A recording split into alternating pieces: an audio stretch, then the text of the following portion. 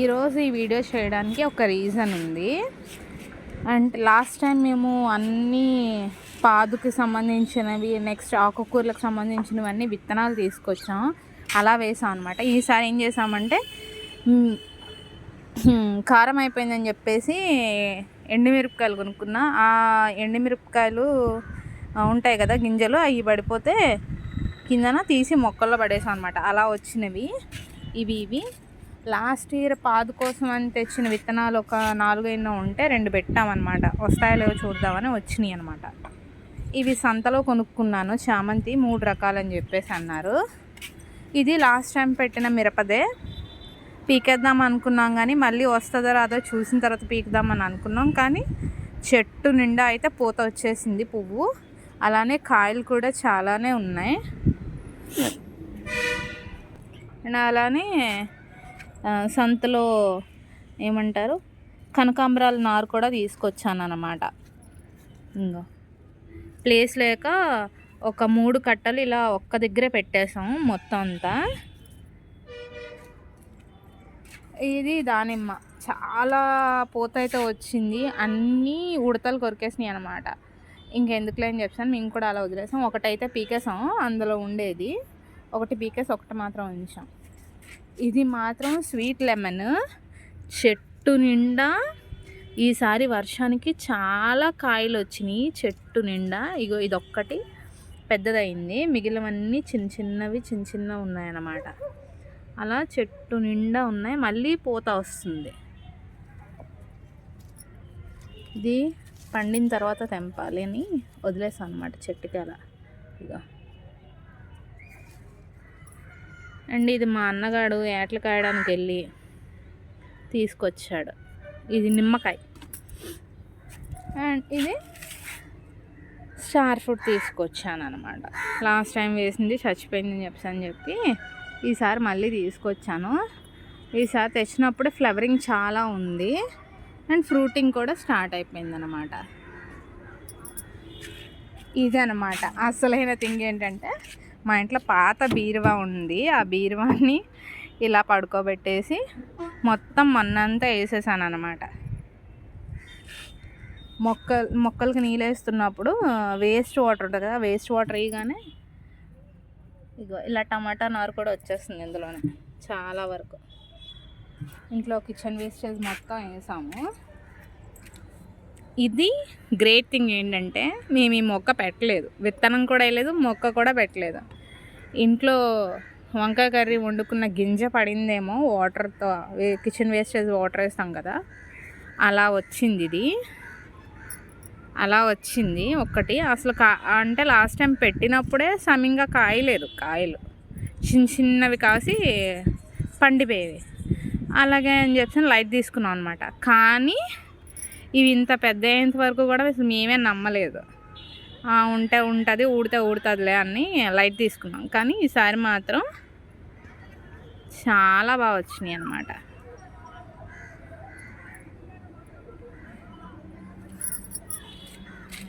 And ఇది నిన్న కొనుక్కొచ్చా జామ చెట్టు. ఆల్రెడీ ఇది హైబ్రిడ్ అన్నమాట. వేసి చూద్దాం. ఇవైతే మొన్న కొన్నా అన్నమాట సీడ్స్. ఇది గోంగూర,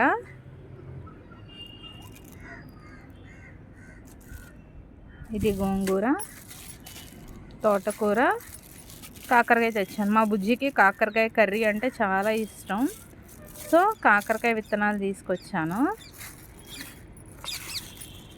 ఇది వచ్చేసి పాలకూర. ఇవి లాస్ట్ టైంవే అవంక అలా వదిలేసాం అనమాట. తెలియలేదు నాకు ఈ తోటకూర విత్తనాలు ఇన్ని ఉన్నాయని తెలియక ఏదో అలా తెచ్చేసాను. ఏమో ఈ పని చేస్తే లేవో చూడాలి. ఇదైతే చుక్కకూర అనమాట. బురదలాగా చేసేసి ఆ బురదలో ఇది జస్ట్ ఇలా డిప్ చేసాడు అనమాట. ఇది చుక్కకూర విత్తనం. ఇది ఇలా ఉంటుంది చుక్కకూర విత్తనం. ఎగిరిపోతుంది అంతే. ఒక పేపర్లో ఉంటుంది, సీడ్ ఇందులో ఉంటుంది అనమాట.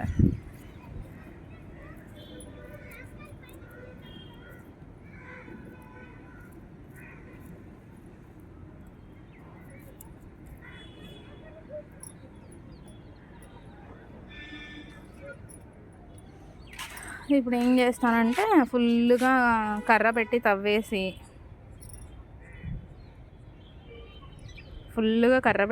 ఇందులో విత్తనాలు వేస్తాను ఇప్పుడు.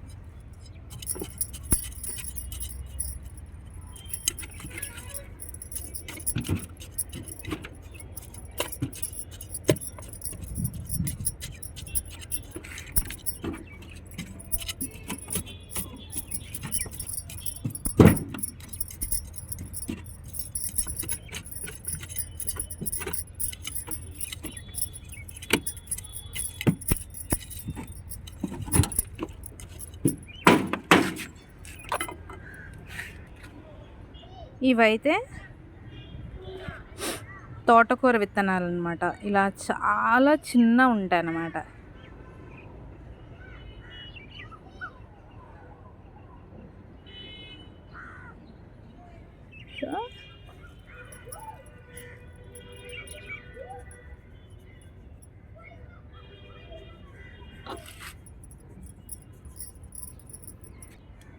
ఫస్ట్ గ్రిడ్లో ఈ ఫస్ట్ బాక్స్ ఉంది కదా, ఇందులో అయితే తోటకూర వేసేస్తున్నాను.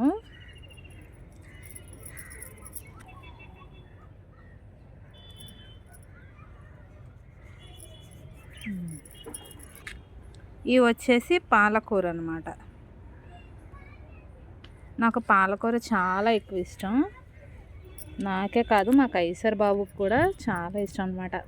పప్పు పాలకూర ఫ్రై అంటే బాగా ఇష్టంగా తింటాడు వాడు.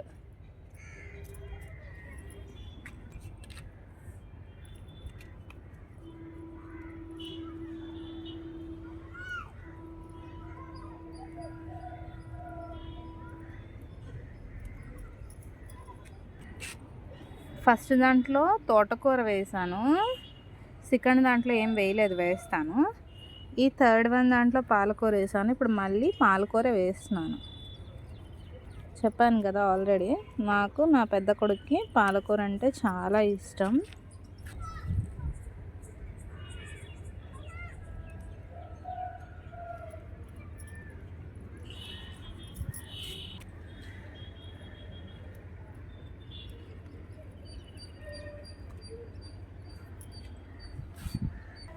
మళ్ళీ లాస్ట్ వన్ దాంట్లో తోటకూర వేస్తున్నాను.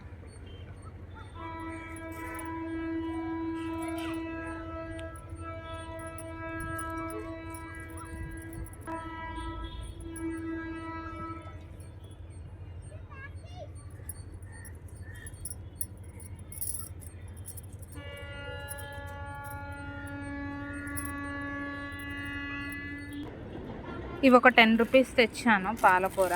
తోటకూర 10 రూపీసే తెచ్చాను. బట్ చెప్పానుగా తోటకూర కన్నా పాలకూర బాగా ఇష్టమని, అందుకే 2 తోటకూర వేసాను, మిగిలిన 3 పాలకూర వేసేస్తున్నాను.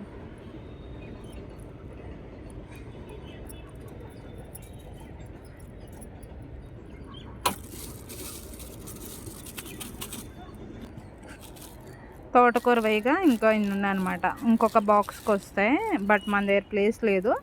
సో ఇవి ఇలా వదిలేస్తున్నాను. ఇలా వదిలేయడము లేదంటే ఇంకెందులో వేయడమో చూస్తాను. ప్రజెంట్ ఇన్స్టా రీల్ ట్రెండింగ్లో ఉంది, బట్ నేను మాత్రం ఇలా మొక్కలకి వెయ్యాలనే ఫిక్స్ అయ్యాను.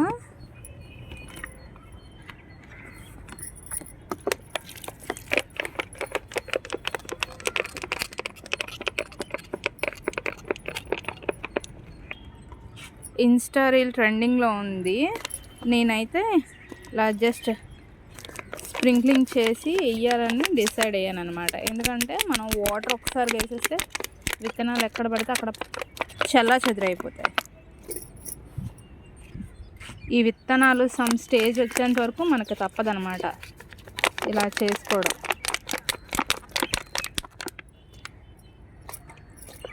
జస్ట్ అలా స్ప్రింక్లింగ్ చేసుకున్నట్టే ఉండాలి. ఎందుకంటే మనం ఒక్కసారిగా జగ్గుతోనో మగ్గుతోనో ఏ బకెట్తోనో వంపేస్తే మొత్తం విత్తనాలన్నీ ఒక దగ్గరికి స్ప్రెడ్ అయిపోతే ఒకవైపే కాస్తాయి అన్నమాట అన్నీ.